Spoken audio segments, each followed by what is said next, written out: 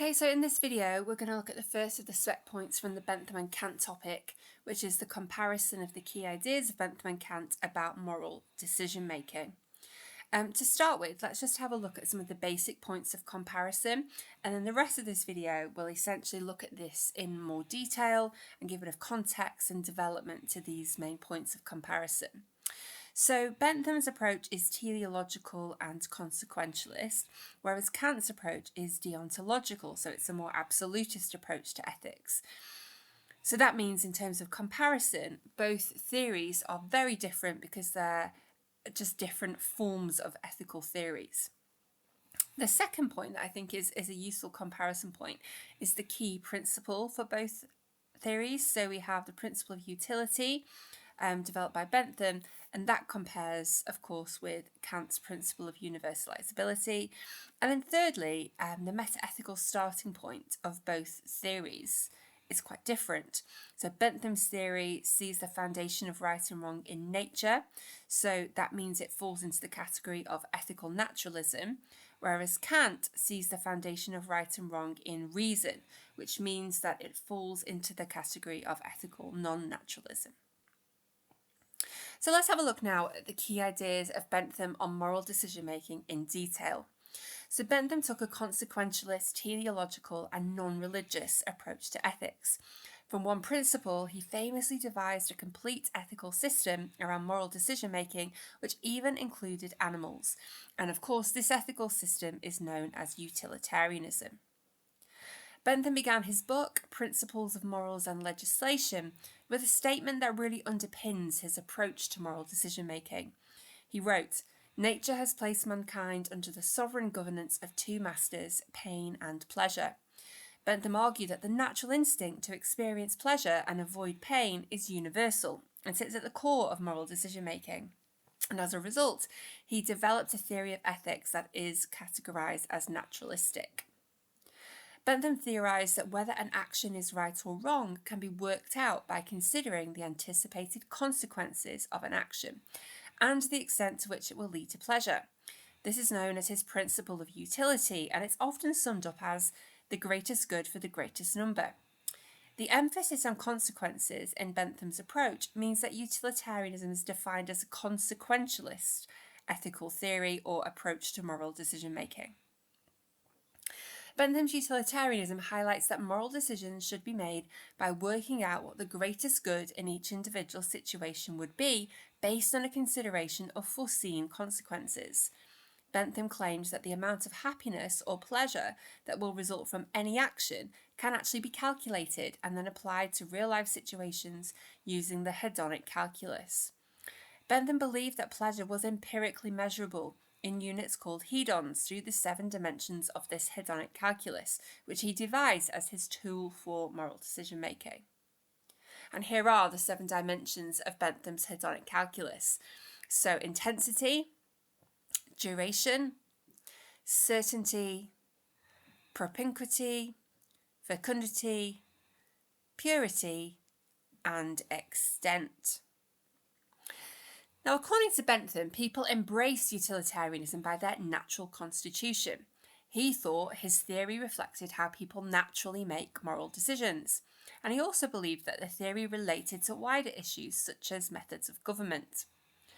This is because Bentham believed an effective government should weigh up the benefits and costs when they are making decisions, and follow utilitarian principles by maximising the happiness of most people, while of course acknowledging and apologising for any negative effects that impact on the minority. When adding up pleasure and subtracting pain and making decisions about moral value, Bentham stated, "Everyone is to count for one, and no one is more than one." So let's evaluate Bentham's approach to moral decision-making. It has some obvious and clear strengths. Firstly, it's clear and easy to understand. There are no rigid rules to follow. It's also consistent with how people tend to make moral decisions naturally in everyday life, as we naturally tend to weigh up what will be in the best interests of most people. It's also, therefore, consistent with how decisions tend to be made by government. The hedonic calculus helps with application, and the flexibility of Bentham's approach ensures that it can adapt to changing contexts and new scientific developments in the modern era. However, there are also some weaknesses. So the emphasis on the consequences of actions is always problematic because it's impossible to ever really know what the consequences of an action will be in advance. Bentham's approach also provides no overall clear moral rules due to its teleological and consequentialist nature. Famously, Bentham's theory also ignores the rights of the minority. There is no guarantee that what is in the interests of the majority, so the greatest good for the greatest number, will be what would widely be considered to be the morally right action. And so Bentham's approach can be unjust to minorities. Many scholars have also identified that Bentham's approach falls prey to reasoning errors. This is sometimes referred to as the is-ought gap, because Bentham seems to leap from the premise that humans desire pleasure or happiness to the suggestion that the right thing to do, therefore, is to act in a way that brings the greatest amount of pleasure or happiness to the greatest number of people. Now let's move on and look at Kant's approach to moral decision making. And as we talk this through, try and think about how these ideas within Kantian ethics reflect back and can be compared to those of Bentham. So Kant took an absolutist deontological approach to ethics.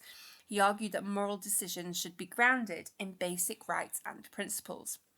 Kant believed in an objective right and wrong based on reason, and argued that we should do the right thing because it is right and not just because it fulfills our desires or is based on our feelings and emotions. Kant explained his overall moral theory in Groundwork of a Metaphysics of Morals. He tried to show the objectivity of morality and the universal nature of moral laws. Kant believed that moral decisions should be based on reason, on pure reason, rather than emotion, intuition, or even God.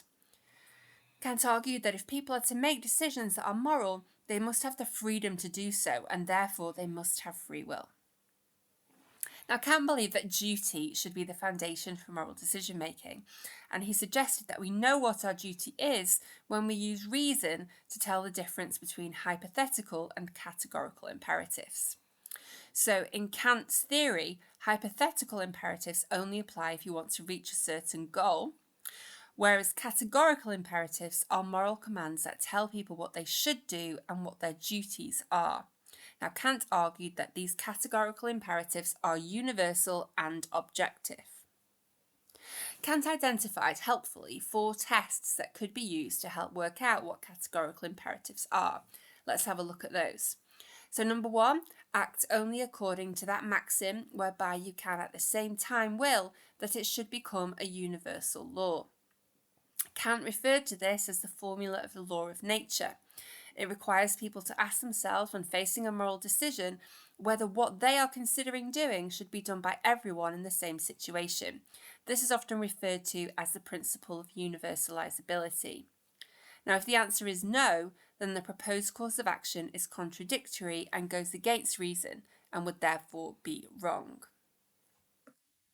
Number 2, act as to treat humanity, whether in your own person or in that of any other, never solely as a means but always as an end. Kant referred to this as the formula of end in itself. Essentially, what he seems to have meant here is that we should never exploit others or treat them as things to help us achieve an end goal, as to do so denies that they are also rational beings and independent judges of their own actions. Kant argued that we need to treat everyone equally. And this, of course, contrasts with Bentham's utilitarianism, which does allow for the minority to be exploited for the benefit of the majority. Number 3, act as if a legislating member in the universal kingdom of ends. Kant referred to this third point as the formula of a kingdom of ends. He explained that everyone should act as if every other person is an end, a free autonomous agent. Kant believed that moral decisions should not be based on any empirical consideration of human nature, human flourishing, or human destiny. Pure practical reason is impartial, and so its principles should apply equally to all people. Fourthly, Kant suggested that any action that ignores the individual human dignity of a human being in order to achieve its ends is wrong. The end goal of the Kantian ethics is to achieve the summum bonum, or the highest happiness.